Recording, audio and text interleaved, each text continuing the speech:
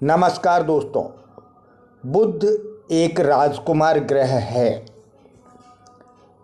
अगर यह नकारात्मक है तो हमारे जीवन में हमें जिद्दी बनाता है, जल्दबाजी में कार्य करने की प्रवृत्ति देता है, हमारी वाणी में एक दोष लाता है और हमारे मस्तिष्क को डल करता है, कमज़ोर करता है।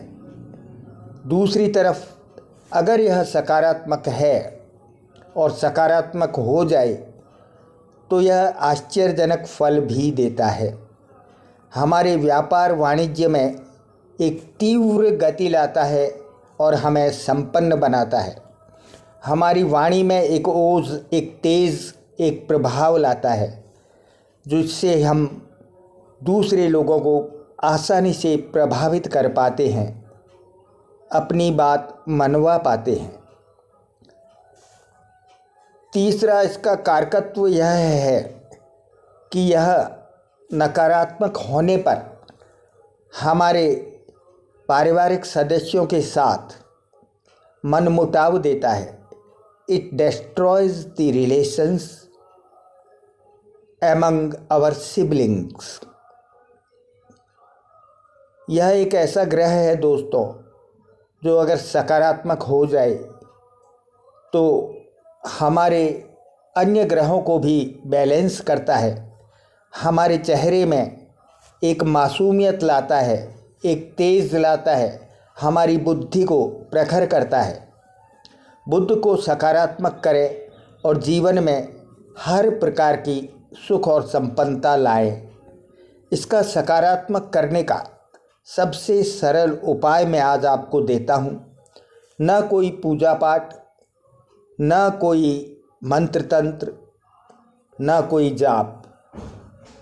आप सिर्फ इतना कर लीजिए कि हर अमावस्या को आप मौन व्रत रखें और हर पूर्णिमा को आप छोटे से गणेश मंत्र जो कि ओम गम गणेशाय नमः ये है, इसका जाप अधिक से अधिक कर लें। बस इतना ही करना है और कोई विधि विधान आपको नहीं करना है। इतना करते ही आपके जीवन में एक ऐसा अद्भुत परिवर्तन आएगा कि आपके अपने पारिवारिक सदस्यों से संबंध अत्यधिक मीठे, प्रेममय हो जाएंगे। आपकी बुद्धि प्रखर और तेज हो जाएगी। आपका व्यापार वाणिज्य तीव्र गति से चलने लगेगा। दोस्तों, बुद्ध का एक आश्चर्यजनक तथ्य यह भी है कि बुद्ध अगर प्रथम भाव में है तो आपके हंसते वक्त गालों में गड्ढे जरूर पड़ेंगे। बुद्ध अगर द्वितीय भाव में है तो यह तिजोरी में छेद कर देगा और जितना धन हम कमाएंगे वो खर्च भी होता रहेगा। बुध अगर तीसरे भाव में है तो यह पारिवारिक सदस्यों से हमारे संबंध कटु कर देगा।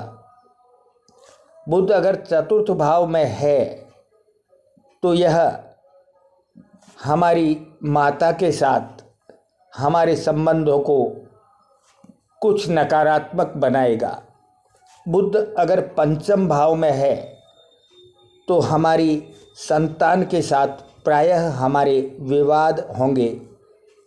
आप यह आजमा सकते हैं और आप इन्हें महसूस कर सकते हैं दैनिक जीवन में अगर आपके बुध की स्थिति ऐसी है तो। बुध अगर छठे भाव में है तो यह हमें त्वचा संबंधी और स्नायु संबंधी रोग देगा और कर्जा भी देगा। किसी न किसी तरह का कर्जा अवश्य होगा।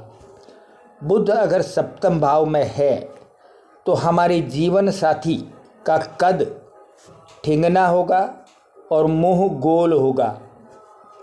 बुध अगर अष्टम भाव में है तो हमें यह तंत्र मंत्र की ओर जाने के लिए प्रेरित करेगा। बुध अगर नवम भाव में है तो तो यह बिल्कुल ही नकारात्मक होगा। इसे सकारात्मक बनाएं।